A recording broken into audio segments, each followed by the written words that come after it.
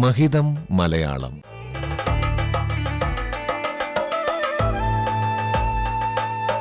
മലയാള ഭാഷയുടെ മഹിമകൾ കേട്ടറിയാൻ ഒരു സർഗയാത്ര.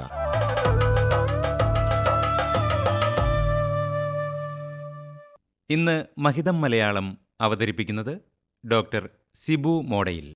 ജലം, ജലവുമായി ബന്ധപ്പെട്ട പ്രയോഗങ്ങളും പ്രതിനിധാനങ്ങളും പ്രതീകങ്ങളും എല്ലാം ഭാഷയിൽ ധാരാളമുണ്ട്. ജലം സംഭരിക്കപ്പെട്ടിരിക്കുന്ന ഇടങ്ങളെ സൂചിപ്പിക്കാൻ തന്നെ ധാരാളം പ്രയോഗങ്ങളാണുള്ളത്. വാപി, കൂപം, കിണർ, തടാകം, സമുദ്രം, അർണവം, സാഗരം, കടൽ, ഓലി, തോട്, കനാൽ, ഓട, കയം, നദി, ആറ്, പുഴ, അരുവി, കായൽ, ഇങ്ങനെ അവ നീളുന്നു. അർണസ് അഥവാ ജലം ഉള്ളത് അർണവം. സഗരപുത്രന്മാരാൽ നിർമ്മിക്കപ്പെട്ടത് സാഗരം. കടക്കാൻ മേലാത്തത് കടൽ. ഇങ്ങനെയുള്ള നിരുക്തികളും ഇത്തരം പര്യായ ഭേദങ്ങൾക്കുണ്ട്. കരയാൽ തടയപ്പെട്ട വെള്ളമാണ് തടാകം. കിണറും കനാലും മനുഷ്യനിർമ്മിതമാണ്. ചെറിയ നീരൊഴുക്കിനാണ് അരുവി എന്ന് പറയുന്നത്.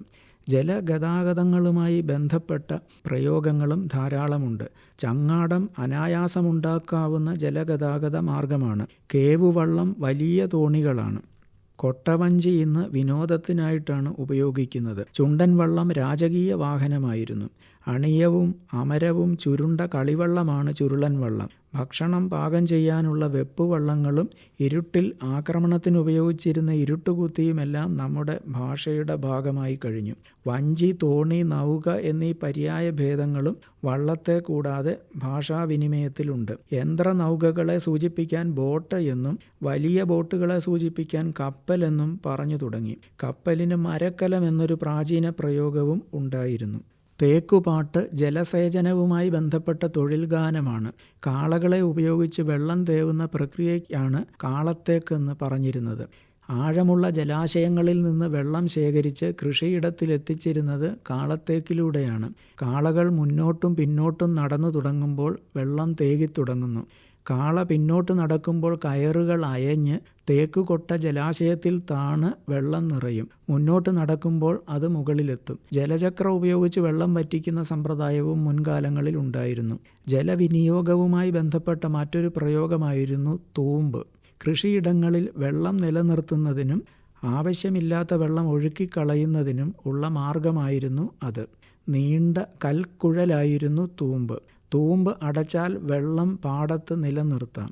വെള്ളം ഒഴുക്കിക്കളയാൻ തൂമ്പിൻ്റെ മുഖപ്പ് മാറ്റിയാൽ മതി.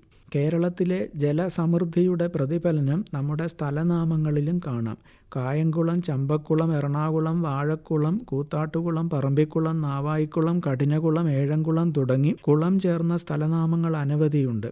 ആറ്, പുഴ, കര തുടങ്ങിയവ ചേർന്ന സ്ഥലനാമങ്ങൾ വേറെയുമുണ്ട്. വെള്ളമടിക്കുക, ആള് നല്ല വെള്ളത്തിലാണ്, തണ്ണിപ്പാർട്ടി എന്നൊക്കെ പറഞ്ഞാൽ ജലത്തിന് അർത്ഥപരിണാമം സംഭവിക്കുന്നുണ്ട് എന്നത് ജലവുമായി ബന്ധപ്പെട്ട മറ്റൊരു വസ്തുതയാണ്. സാഹിത്യത്തിൽ ജലം രതിപ്രതീകമായും മാതൃപ്രതീകമായും അവതരിപ്പിക്കപ്പെടാറുണ്ട്. ബൈബിളിൽ ജലം വിശുദ്ധിയെയും നിത്യതയെയും കുറിക്കുന്ന പ്രതീകമാണ്. ജലസ്നാനം വീണ്ടും ജനനത്തിൻ്റെ അടയാളമായി ബൈബിളിൽ പറഞ്ഞിരിക്കുന്നു. ഹൈന്ദവരുടെ മതപ്രതീകങ്ങളിലും ജലം പ്രധാനപ്പെട്ട ഒന്നാണ്. പൂജാതി കർമ്മങ്ങളിൽ ജലം തളിക്കുന്നത് രക്ഷയുടെയും ശുദ്ധിയുടെയും ഒക്കെ ഉപാധിയായിട്ടാണ്. ഒഴുകുന്ന ജലം കാലപ്രതീകമാണ്. സംഹാരത്തിൻ്റെയും സൃഷ്ടിയുടെയും എല്ലാം പ്രതീകമായി പ്രളയജലം ലോകമിത്തുകളിൽ ആവർത്തിച്ചു കാണാം. പാറയിൽ നിന്നൂറുന്ന ജലം രതിപ്രതീകമാണ്. പൗരുഷത്തെയും സ്ത്രൈണതയെയും വിപരീത സൗന്ദര്യമായി കാണുന്നതാണ് അതിൻ്റെ അടിസ്ഥാനം.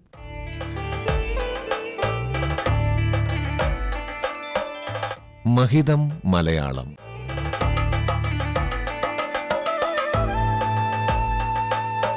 മലയാള ഭാഷയുടെ മഹിമകൾ കേട്ടറിയാൻ ഒരു സർഗയാത്ര.